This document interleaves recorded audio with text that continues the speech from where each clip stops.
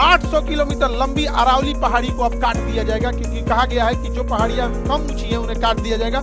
अरावली पहाड़ी जो है वो 93% ऐसी पहाड़ियां हैं जो 100 मीटर से कम नीचे है। भैया वहां तो दुनिया की सबसे पुरानी पहाड़ है, 2.5 साल पुरानी पहाड़ है, वहां पे उसके 93% पहाड़ों को काट कि हमें भी शेड्यूल 6 दो, कि जब तक हम परमिशन न देंगे कि कौन सा पहाड़ खोदना है, कहाँ पे माइनिंग करनी है, कहाँ होटल बनाना है, कहाँ इंडस्ट्री बनाना है, यहाँ सेंट्रल का नियम नहीं चलेगा, शेड्यूल 6 चलेगा।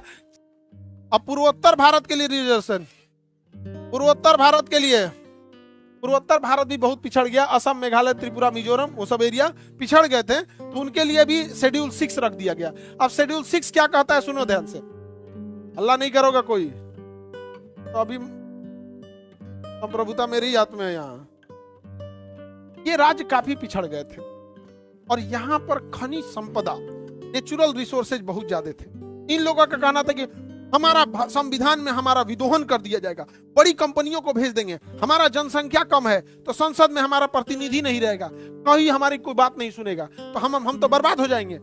तब अंबेडकर साहब कहे कि ना ना ना, बर्बाद नहीं हो गया।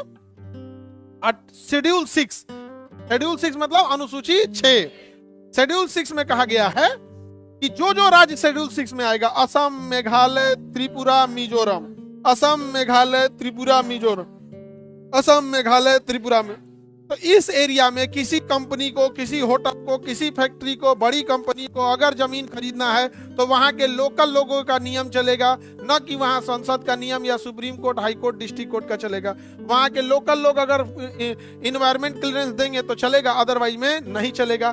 अब बताइए, वहां का जंगल आज भी सुरक्षित है, पूर्वोत्तर का, वहां के खनन आज भी सुरक्षित है, बचा के कौन रखा है, शेड्यूल 6। ऐसे ही जम्मू कश्मीर में, लद्दाख में सबसे ज्यादा खनिज है, लेकिन लद्दाख में बर्फ इतना है और वहां सबसे ज्यादा सेंसिटिविटी है, बहुत ज्यादा खनन हो जाएगा, बहुत ज्यादा अगर प्रदूषण होगा, फैक्ट्रीज लगने लगेगी, होटल खुलने लगेगा, इंडस्ट्रियलाइजेशन होगा, यहाँ का बर्फ पिघलेगा, कंपनियां अपना पैसा कमा के लेके चली जाएंगी, वहां के रहने वाले वैसे ही बर्बाद हो जाएंगे। जैसे आज धनबाद और झरिया के लोग वहां पे कोयला निकालने के बाद जो आग लग गया है, वहां के आदिवासी आज मर रहे हैं, बड़ी कंपनियां पूछने नहीं जाती है। तो यहाँ भी जरूरी था शेड्यूल 6। पिछले 4 साल से सोनम वांगचू यहाँ आर्टिकल शेड्यूल 6 मांग रहे थे कि हमें भी शेड्यूल 6 दो, कि जब तक हम परमिशन न देंगे कि कौन सा पहाड़ खोदना है, कहां पे माइनिंग करनी है, कहां होटल बनाना है, कहां इंडस्ट्री बनाना है, यहाँ सेंट्रल का नियम नहीं चलेगा, शेड्यूल 6 चलेगा। 4 साल तक उस इंसान की कोई बात नहीं सुनी। लेकिन अगर नेपाल में प्रोटेस्ट हुआ तो वहां के बच्चे भी थोड़ा उग्र हो गए, उन्होंने भी प्रोटेस्ट किया, उनके ऊपर वही धारा लगा दिया गया जो आतंकवादियों के ऊपर लगता है, नेशनल सिक्योरिटी एक्ट,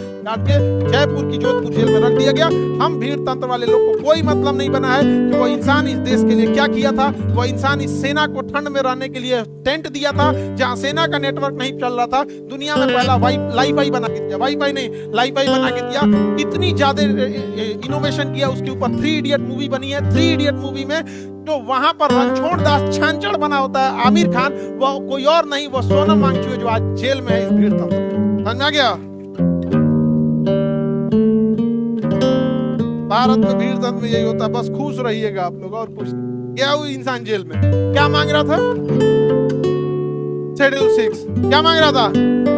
उसे आरोप लगाया गया कि देशद्रोही है, चाइना से मिला हुआ है, ये है वो है, एनएसए लगा, कहां चल गए, खत्म कहानी। क्या मांग रहे थे?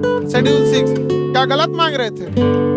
आज देखिएगा बर्बाद हो गया। शेड्यूल 6 में न रहने का नतीजा देखिए, 800 किलोमीटर लंबी अरावली पहाड़ी को अब काट दिया जाएगा, क्योंकि कहा गया है कि जो पहाड़ियां कम ऊंची हैं उन्हें काट दिया जाएगा। अरावली पहाड़ी जो है वो 93% ऐसी पहाड़ियां हैं जो 100 मीटर से कम नीचे है। संसद ने कहा है कि जो 100 मीटर से कम नीचे है, जो 100 मीटर से ऊंचाई कम है। 100 मीटर का मतलब होता है, आपका समझिए कि 3 मीटर का एक तल्ला होता है, 3 मीटर का एक तल्ला, यानी 30 तल्ले से नीचे जो पहाड़ होगा। तो यार भैया वहां तो दुनिया की सबसे पुरानी पहाड़ है, 2.5 करोड़ साल पुरानी पहाड़ है, वहां पे उसके 93% पहाड़ों को काट दिया, पहाड़ को काट दिया जाएगा, क्योंकि शेड्यूल 6 में नहीं है। अब वहां के लोकल लोग का चलेगा नहीं। अब इस थार मरुस्थल से उड़ने वाला बालू दिल्ली को बना देगा बालू का कटोरा, यहाँ सब ध्वस्त हो जाएगा। और यहाँ से उड़ने वाला बालू हिमालय पर्वत पे जाके जम जाएगा। हिमालय पर्वत पे जब जमेगा वह बालू, तो वहां पे वो गर्मी को सोख लेगा। अभी पर्वत पे बर्फ है, तो जब धूप आता है तो शीशे की तरह चमक के निकल जाता है।